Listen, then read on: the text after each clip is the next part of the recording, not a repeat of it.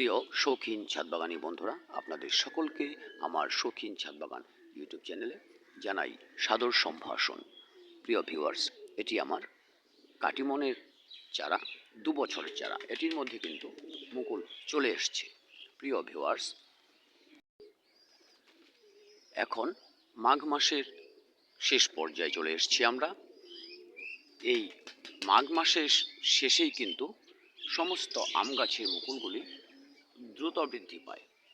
Viewers, আপনারা অনেকে হয়তো ভাবছেন আপনাদের আম গাছের মুকুল কোনটা আর পত্রমঞ্জরি কোনটা, বা হয়তো গুচ্ছরূপ দেখেও অনেকে ভাবছেন যে এটি আপনার আম গাছের মুকুল।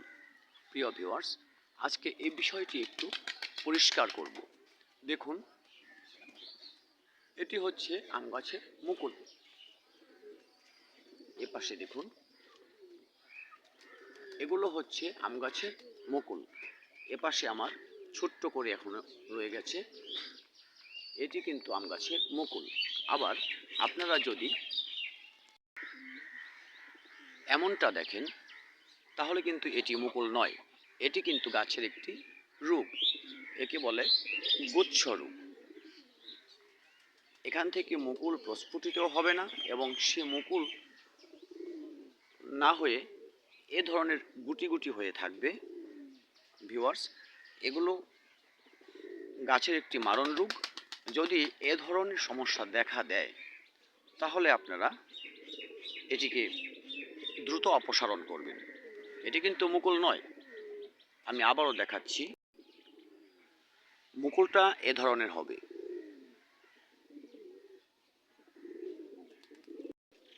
এ ধরনের হবে, দেখুন মুকুলটা এ ধরনের হবে। আমি দেখাচ্ছি আপনাদের, কিন্তু এটি এরকম নয়। এটি কিন্তু এক গুচ্ছ করে সমস্ত ডগায় চলে এসছে। এখান থেকে আপনারা কোনো প্রকার মুকুল পাবেন না, বরঞ্চ গাছটি কিন্তু মৃত্যুর দিকে ধাবিত হবে। ভিউয়ার্স, যদি এই ধরনের আপনারা আপনাদের গাছের সমস্যাগুলো দেখেন তাহলে অবশ্যই এর নিচে থেকে, অর্থাৎ দেখুন একদম ডগায় কিন্তু চলে এসছে, আপনারা ঠিক এখান থেকে প্রুন করে দেবেন। যেমন এটার ডগায় চলে এসছে, এটা আমি এখান থেকে প্রুন করে দেব। বুঝতে পারছেন হয়তো? তাহলে আমার এই নিচের এই পয়েন্ট থেকে কিন্তু ব্রাঞ্চে বেরোবে। ভিউয়ার্স, ঠিক তেমন এটার মধ্যে দেখুন এখানে চলে এসছে, আমি এখান থেকে প্রুন করতে পারি বা এখান থেকে প্রুন করতে পারি, তাহলে আমার এই পয়েন্ট থেকে কিন্তু নতুন শাখা আমি পাবো। ভিউয়ার্স, এই যে কর্তন করা যে ডগাগুলি থাকবে সেগুলোকে আপনার ছাদ বাগান থেকে অনেক দূরে নিয়ে ফেলুন, যাতে অন্য কোনো গাছে এটির সংক্রমণ না হতে পারে। ভিউয়ার্স, এই মুকুলের সময় এলেই অনেক সময় আমরা গাছে এ ধরনের রোগ দেখতে পাই। আপনারা প্রুন করে একটু ফাঙ্গিসাইড লাগিয়ে দিন, দেখবেন আপনাদের গাছটি কিন্তু আবার সুস্থ সবল হয়ে যাবে। হয়তো আগামীতে এই গাছ থেকে আপনি ফলন পেতে পারেন। সেই সাথে আরেকটি কাজ করতে পারেন, এটি প্রুন করে দেওয়ার পরে, যেহেতু এখন বসন্তকালে শুরু হতে যাচ্ছে, গাছ দ্রুত বৃদ্ধি পায় এই সময়টায়, আপনারা এর গোড়াতে একটি মিক্স খাবার দিয়ে দিতে পারেন।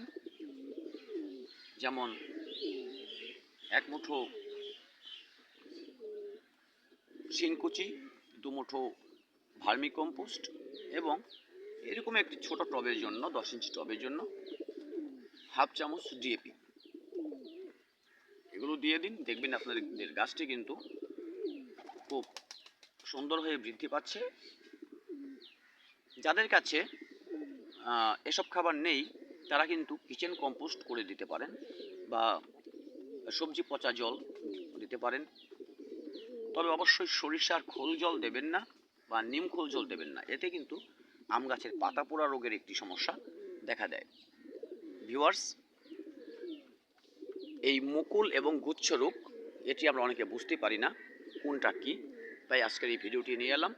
আপনারা আপনাদের গাছকে যথাসময়ে এটি খেয়াল রাখবেন এবং সুব্যবস্থা নেবেন, যাতে করে আপনাদের গাছ